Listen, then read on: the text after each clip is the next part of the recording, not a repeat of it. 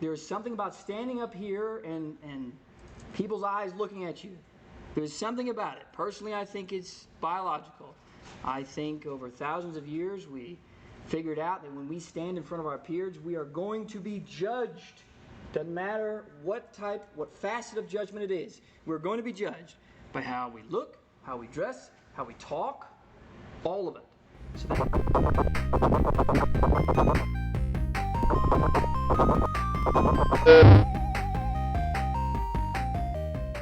Twice. All right, let's go ahead and get started. So this first part, the bulk of it, is going to be going over the book because that's the most important part. Then I'm going to get into what I enjoy teaching the most, and a lot of that has to do with my experience. So you'll be able to tell between the two. Typically I go pretty fast, so if you got any questions, just stop me. And then if I feel like I'm talking to a brick wall and I don't see any eyes, just remember that I would sometimes might ask y'all to close your laptops. The agenda, fundamentals of presenting. Then we're going to go over my expectations for presenting. I really would like for y'all to listen to that. Future presenting plans. We kind of went over that last lecture. I'll go more in depth. This lecture, things to remember, that's also really important. And then we are going to be doing a discussion. So before I forget, everybody just get out a sheet of paper and a pen and just keep it to the side. We're going to be going over that toward the end. Okay, purpose and thesis. I want to start off with a sticky note here. By failing to prepare, you are preparing to fail. So what do you got to do? You prepare. That also bleeds into perfect practice makes perfect, okay?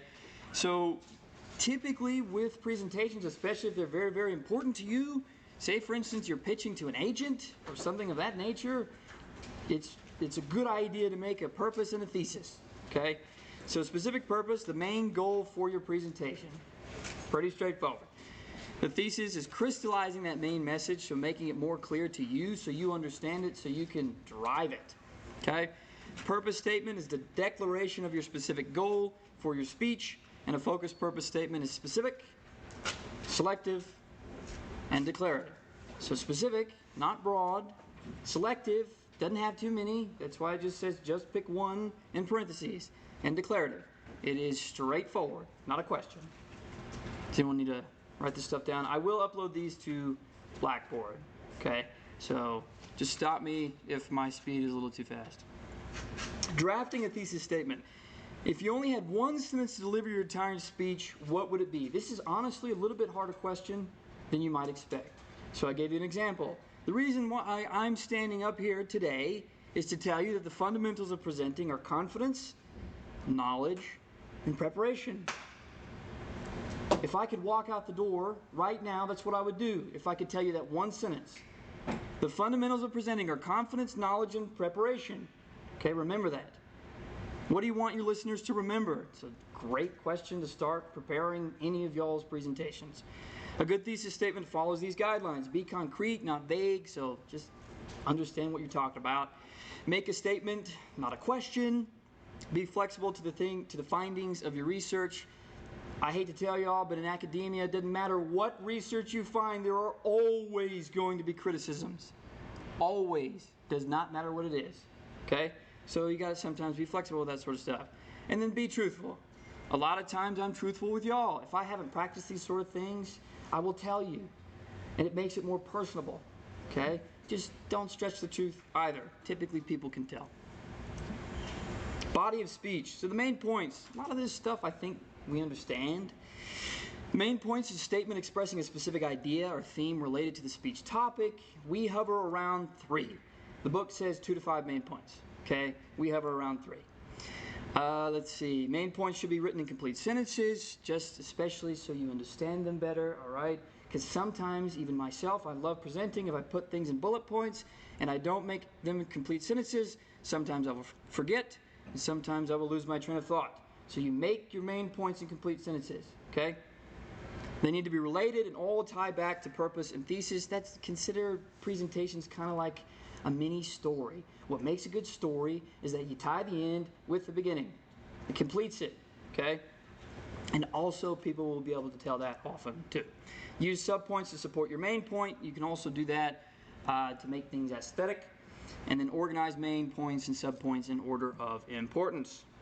Any questions so far? Outstanding. Okay, so your introduction to your speech. Introduction should be memorable and catch people's attention. A lot harder than it sounds, I promise. So the book gives you a ton of examples. There are more than on a future slide, okay, a couple slides from now. So you can present a quotation. Think about Albert Einstein or Kobe, whatever, whoever your heroes are. Catch attention, good quotes. Tell a joke. If you're good at humor, that's great. Tell a joke. If it doesn't land, move on. It doesn't matter, okay? Pose a question. It's highlighted in red because that's my favorite. I love doing this. I do this with agents, and it catches their attention every single time. I will give you examples here in a second. Cite an opinion. When you are citing opinions, make sure everybody knows they're an opinion, okay? Startle your listeners. Now, I haven't read super in-depth to your book, but I think this literally means you can jump scare your audience if you would like, or you can startle them with a fun fact. Up to you. So you just go up there and you scream into the microphone? Sure. I've actually seen people do that before. Yeah. Yes. Startle your listeners. Note the occasion. So I walk in, say it's Christmas. Hello, my name is Rhett Downing, and Merry Christmas. It's a perfectly straightforward introduction. Okay? And then we're going to get into some examples for posing a question. These are my real questions that I asked when I pitch. Okay? So the first one's my novel. What might humanity find if they opened an intergalactic portal?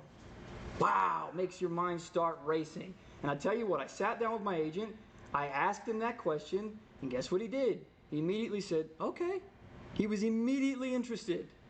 And then it gets further into my actual pitch. Amber Writhing is a 72,000 word science fiction novel. Here's another one. Here's my script. What might be found in a remote part of an untamed forest?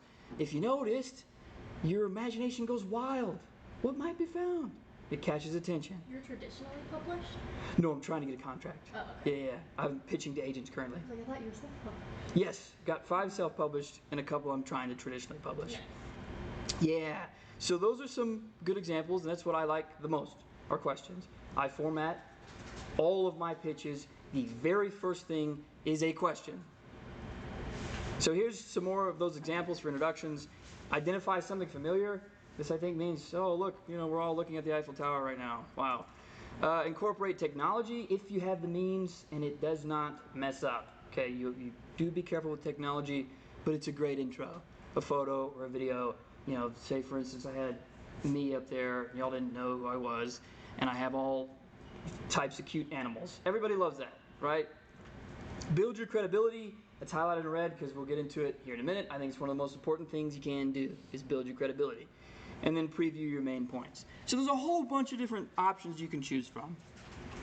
Any questions so far? Good stuff. Speed okay? Good. Good. Okay, transitions. Now, I prefer the first one. So preview transition, a statement alerting listeners that you're about to change topics. A lot of times you don't typically want to just thrust them into the topic. You preview it. I don't like summary transitions personally because sometimes I lose my train of thought and I have to go back slides and stuff like that. But you can. So it's a statement that briefly reminds listeners of the points you have made. The point is you can decide these things for yourself. Okay? Whatever suits you best. And then that sticky note up there, page 295 of your book, has a great chart of transitions if y'all want to write that down. Everybody got it? Good stuff. Technically, you call them preview and review transitions. Yeah, you could. Sure. I kind of like that. My expectations for presenting. Okay, if you don't remember anything, remember this. Because I'm your grader, right? I'm going to be grading. Don't wing it. A lot of times, people can tell when you wing it, especially me. Okay? I don't want to see that stuff. I want us to practice. I want us to get used to understanding that when we make presentations, we are going to practice them. Okay? That bleeds into making an effective presentation and a well-rounded presentation. That means knowing your stuff. All right? Being comfortable up here because you know your stuff. All right, this next bullet point is really important. Look at the audience. So I've talked about it before. There's something about standing up here and people's eyes looking at you. There's something about it. Personally, I think it's biological. I think over thousands of years, we figured out that when we stand in front of our peers, we are going to be judged Doesn't matter what type, what facet of judgment it is. We're going to be judged by how we look, how we dress, how we talk, all of it. So that creates a sense of worry, right? But what I want us to do is trying to get used to standing up here and looking at everybody, right? I try and make it a point to look at every single one of you. Sometimes I forget to look at every single one of you because a lot of times if I catch one person's attention, I'll go back to them every single time. It's like a human thing. I don't know if it's a me thing, but my father does the exact same thing. When we catch somebody's attention, we typically go to the exact same person again and again and again. So if you make it a point to try and look at everybody, you make things more personable. And therefore you make it more real. If you make it more real, people are more willing to listen to you. Okay? So I want you to try and get used to looking at everybody. You don't have to focus on it, but this is practice. This class is practice. I want to set us up for the future. Okay, use your voice. We talked about projecting a little bit. All of us have very, very strong voices, and I do not say that lightly. Some of us are a little quieter than others, and that's okay. It's a human thing. But I want us to try and start practicing projecting, using your voice, filling the room. And I will tell you what, you will know when your voice hits every single corner of the room. That's good. Once you start practicing that, once you start figuring that sort of stuff out, you can start using voice fluctuations, and you have more leeway, okay? You have more leeway in your presentations to do what you want to do. And then enjoy the thrill. This is something new I'm teaching. Enjoy the thrill. I told y'all before that when any time in the past that I used to go up for presentations, even like this currently, my heart would beat out of my chest. Don't know why. I didn't always used to love it, but I configured my mind to love it. Enjoy the thrill. I told you before that I did acting classes and stuff like that. I had to learn these things. It wasn't innate to me, but I figured it out, right? All that anxiety, I usurped it, took it in, and I used it. You can do that. Okay, I want you to try and think of presentations that way, especially if you get especially nervous. All right? Try and enjoy it. Okay, so the future plans for presenting. I know we got into it a little bit. I'm going to change up the process. So I still want you to email me your materials. And because we're starting to get into the really important presentations, you are absolutely going to have to email me everything 24 hours prior, especially that outline, because I'm going to start taking off points. Okay? So how we're going to do things is you send me an email, and I'm going to give you a thumbs up. It's an emoji on email. It's in the top right-hand corner. If I don't give you a little thumbs up emoji within 12 hours, just send it again. Okay? And then 12 hours again, just keep sending it until you get that dang thumbs up. All right?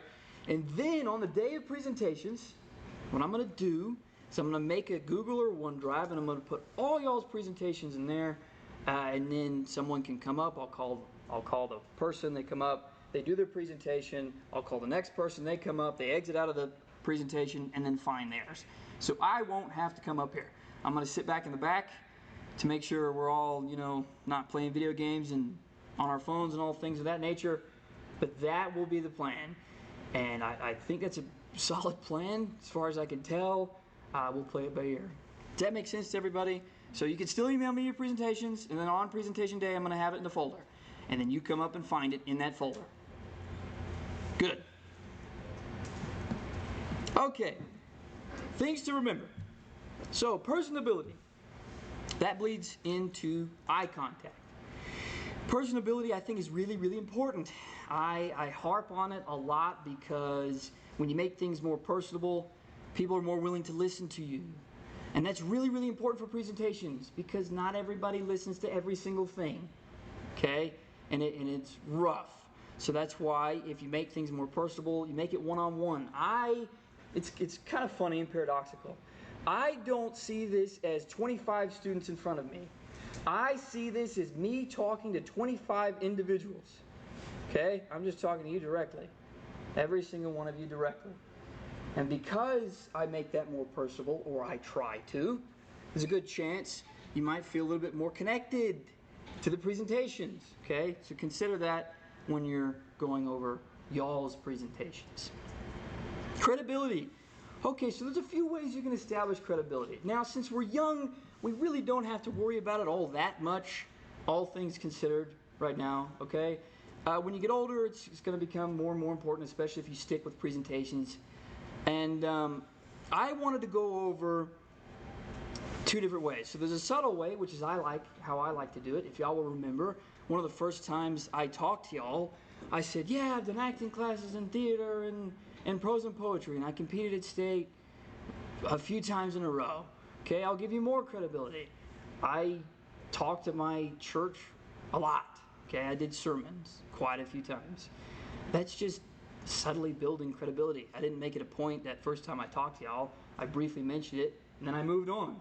Now, a less subtle way is, say, for instance, I had a PhD, and one of you raised your hands and says, hey, Mr. Downing, I have a question. I say, that's Dr. Downing to you. Yeah, it's kind of rude, right? But it's not so subtle. You can do that. Sure, you can do that. Now, credibility also has to stem into age. So just because we're younger, people may not attribute a lot of credibility to you. That's why you can try and build it subtly.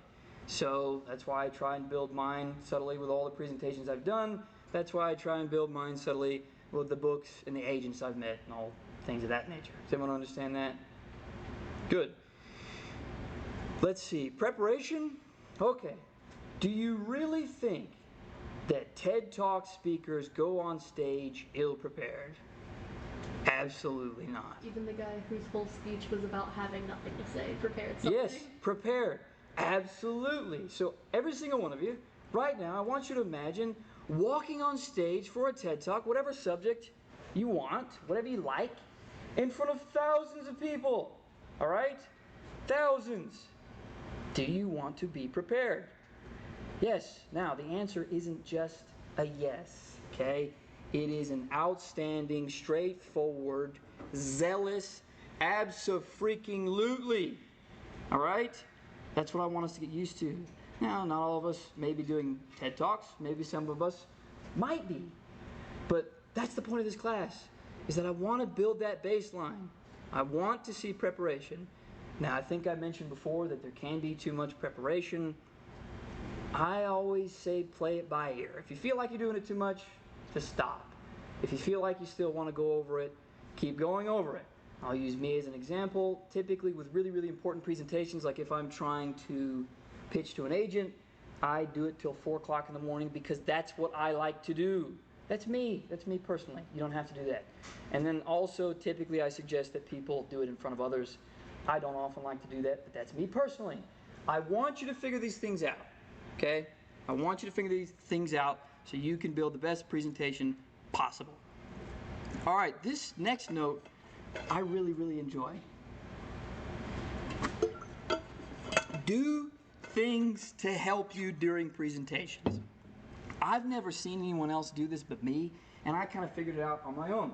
So dry erase marker. If I used to be worried, I'd come up and grab one and just fiddle with it. Now, typically I do it behind my back because this has a sense of, gives you a certain vibe, right? I might be a little bit more nervous by doing this, or y'all might see me twist my ring, right? It gives a certain vibe. So it depends on what you want to portray. But if it helps you, you know, how often is that noticed, right? It might not be. Some of you might. Sure. But the point is it helps you become more comfortable. I used to do it all the time. Sometimes I still do. It just depends. And that also bleeds back into how we're all human. It says market. What's that? It says dry erase market. Y'all get the point. Mark it. I'll fix it for when I submit it to I Blackboard. was sure it was marker, and then I was like, Yeah. does he go to the dry erase I did store? make this at 2 o'clock in the morning. So, yeah, dry erase marker. That's just what helped me. Now with pens and stuff like that, I had to tell myself to be careful clicking it all the time. And there's also the laser pointers and things of that nature, right? But the point is that it helps you be comfortable on stage. It helped me. It reminded me that every single one of you are human, including myself, right? So if it makes you more comfortable, you can try that sort of thing out. Okay, so we will do the discussion activity here in a second. There may have been a point that I wanted to talk about. Oh, well, I'll do the discussion. All right, so get that paper out. Get a partner. I think there might be one group of 3, so just turn to your neighbor. And here's the prompt. Does anyone need paper? I have spare.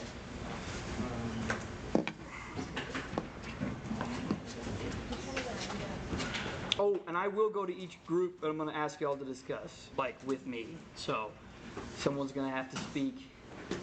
All right? Okay. So, one of y'all in each group is going to just, doesn't have to be in-depth discussion, but kind of just tell me what y'all went over. So, I'll start here. Tell me your name one more time. Ryan. Ryan. Okay. What did y'all discuss? So she said that one of the most noticeable things is when people are shifting their weight, like swaying when they're sitting in one place. Sure. And then I said just eye contact, because if you're looking at someone and they're looking down, it's pretty noticeable. Mm-hmm. Yeah, absolutely. So eye contact, I like that posture too. Posture does a lot. Now I haven't really studied posture a great deal, but I know that it affects y'all's perceptions. So that is something to take into consideration, right? You may not want to be fidgety like me. It just depends on what you want, okay? And then we'll go down the line. What about y'all? So we said eye contact and confidence. Mm-hmm. We want the speaker to have confidence and not looking down, making eye contact, Yeah. having that, I guess, Superman pose and everything. Yes, absolutely. Because if you're not confident in what you're saying, how can we, the listeners, believe what you're saying? 100%. And confidence does absolutely bleed into credibility, by the way. If you're confident, you're a little bit more believable. Yeah. So we'll start back there. Funny enough, we also said eye contact. We said it keeps the audience engaged. It shows the speaker that shows the audience that the speaker is talking directly to each person in the room. Good. That's great. Fantastic. Yeah. So I'll get into it here in a minute. I wrote it down. I'm kind of surprised I didn't put it in the my presentation. But I've started a few presentations with my head looking down before, and it was for a reason, right? So I'll get into that here in a minute, but that does bleed into eye contact. The monologue start. Similar. Yeah. It is very similar. We kind of said something like different. We said like how the actual presentation is like organized and like presented, because like if you have a presentation that's just thrown together, it kind of shows like unorganized, and like when it's all the fonts are the same and the presentation is looking well, it like kind of sets the vibe and how like the presentation will go. I love that. I love that point. So I'll use me as an example. This happens quite a bit. Last semester, I made so many mistakes, I don't know why. Now, can you imagine sitting in front of an agent and having an incorrect spelling? That is awful. Don't do that, right? Now, I'd suggest don't stay up like me till 2 o'clock in the morning making your presentations, because then you're probably more liable to make mistakes. But that's fantastic. Organization, incorrect spelling. Oh, that reminds me. I think we will be doing a resume assignment. Maybe I'll get into that later. But I made one huge mistake on my resume before, so that What was it? bleeds together. It was an incorrect spelling also, but it's just that's a really, really big deal. Okay, so what about you two? Writer, but it's without the W. Yeah. We said the tone was the most important factor to be mindful of, just because right off the bat, the first word that comes out the mouth, it sets the whole mood and shows your credibility.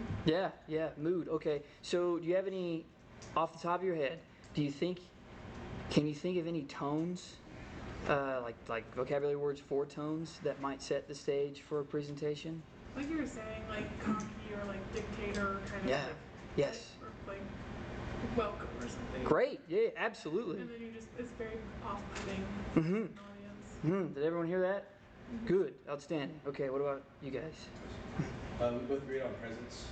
Yeah, it correlates with a lot of stuff like voice, stance, confidence. Outstanding. Etc. Just like basically just state yourself throughout the room. 100%. Love it. Straightforward. We said eye contact and also not looking at the slides constantly. Eye contact, like it shows that you're engaged and shows that you're confident. Looking at the slides, like glances are fine, but you don't want to like be staring at it the whole time. Staring at like this sheet of paper, turn to your partner. What is one of the most important things? Yeah, it absolutely shows presence for sure. It also shows that you know what you're doing and you know what you're talking about. So we said eye contact, voice projection, and facial expressions. Nice. Because they all promote confidence, even if you may not actually have that confidence. Mm-hmm. And if you're presenting with a smile on your face, people are more likely to be like, okay, this is interesting. 100%. Compared to just droning on with a straight dead face. Yes. Yeah. More approachable. Love that. So I've seen my fair share of people in presentations who don't know how to voice fluctuate. That's okay.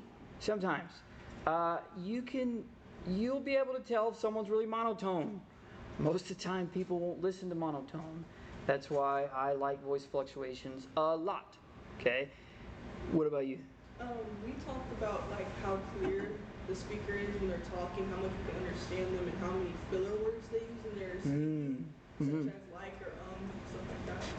Yes, that's very difficult too.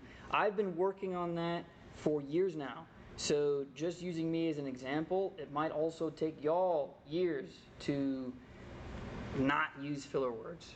Okay? Because even sometimes when you do stutter or say or filler words like what I use, like right or okay, you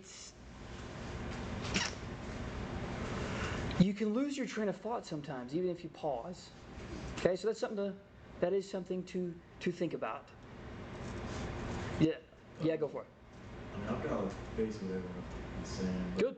Big ones like voice volume. Good. Like if you're filling out the room and if you're like focusing on like one person, 1 or 2 people rather than like gauging the whole room. Sure.